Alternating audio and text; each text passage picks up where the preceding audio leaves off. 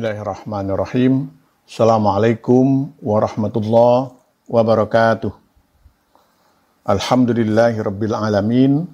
Wassalatu wassalamu ala asyrafil anbiya'i wal mursalin wa ala alihi wa sahbihi ajma'in. Amma ba'du. Pendengar yang berbahagia, di kesempatan ini saya akan mengangkat tema tentang karakter orang-orang yang bertakwa, yaitu pemaaf. A'udzubillahi minasyaitonirrajim. Wal kaziminal ghaidza wal 'afina 'anil nas wallahu yuhibbul muhsinin. Dan orang-orang yang menahan amarahnya dan memaafkan kesalahan orang. Allah menyukai orang-orang yang berbuat kebajikan. Menahan kemarahan ketika kita disakiti orang, baik secara fisik maupun non-fisik, dengan cara tidak membalas. Kondisi ini dapat saja terjadi karena kita tidak mampu membalasnya dan tentu masih menyisakan rasa sakit dalam diri kita. Maka tahapan selanjutnya, Allah memberitahukan dengan memberi maaf kepada orang yang menyakiti kita, padahal kita mampu untuk membalasnya.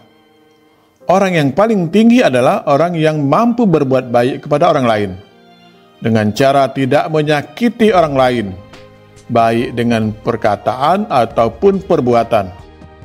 Menyebar kebaikan dan kedamaian, kemudian memberi maaf sebelum orang meminta maaf, dan berbuat baik kepada orang yang pernah berbuat jahat kepada kita, kepadanya. Sungguh tingkatan seperti itu tidak mudah diraih oleh setiap orang. Maka Allah golongkan mereka itu sebagai orang yang Dia cintai. Dalam ayat lain, Allah memberitakan kepada Rasul-Nya ketika menghadapi para penentang dakwah dengan mengatakan, jadilah engkau pemaaf dan suruhlah orang mengerjakan yang ma'ruf serta berpalinglah daripada orang-orang yang bodoh. Dalam surat Al-A'raf ayat 199. Pendengar yang berbahagia, sifat pemarah tentu tidak baik dan membawa pengaruh terhadap kejiwaan seseorang dalam mengambil sebuah keputusan. Rasulullah SAW bersabda, seorang hakim tidak boleh memutuskan perkara antara dua orang ketika ia sedang marah. Hadis riwayat Imam Muslim.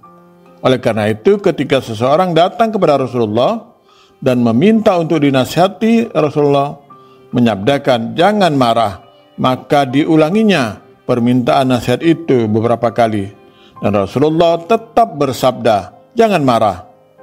Ketika kita terlanjur marah, Rasulullah mengajar kita untuk berpindah posisi dan mengambil air wudhu. Hadis riwayat Imam Abu Daud. Orang yang suka tersinggung atau marah hanya karena masalah kecil adalah cerminan dari kepribadian yang rapuh. Rapuh karena tidak mampu mengendalikan dirinya sehingga mudah marah dan melakukan sesuatu di luar kendali. Rasulullah menegaskan bahwa orang kuat itu bukan orang yang selalu menang bergulat, tetapi orang yang kuat adalah orang yang dapat menguasai dirinya ketika marah. Hadis dari Imam Muslim. Oleh karena itu, ketika kita menemukan orang semacam itu, sikap kita adalah tetap berbuat baik atau ihsan kepadanya. Kita tetap diperintahkan menyambung hubungan silaturahmi dan menolongnya.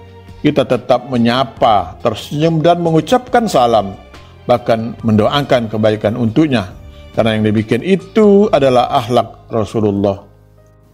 Pendengar yang berbahagia, perlu kita ketahui bahwa perintah untuk menahan marah dan memberi maaf dalam ayat yang kita baca di awal tadi, menurut Said At-Tantawi dalam tafsirnya adalah ketika itu tidak berhubungan dengan kehormatan dan kesucian agama.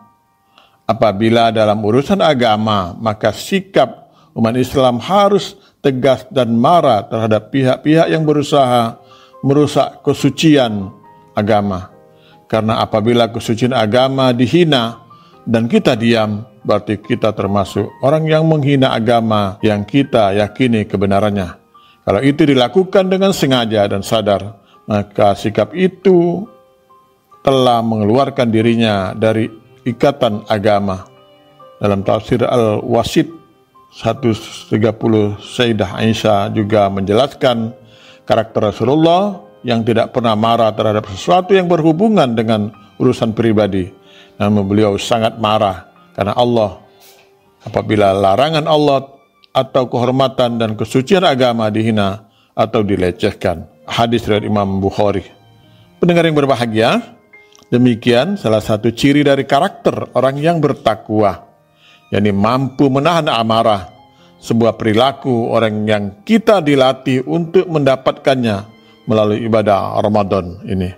Semoga kita mampu menjadi seorang pemaaf dan dijauhkan dari sifat pemarah.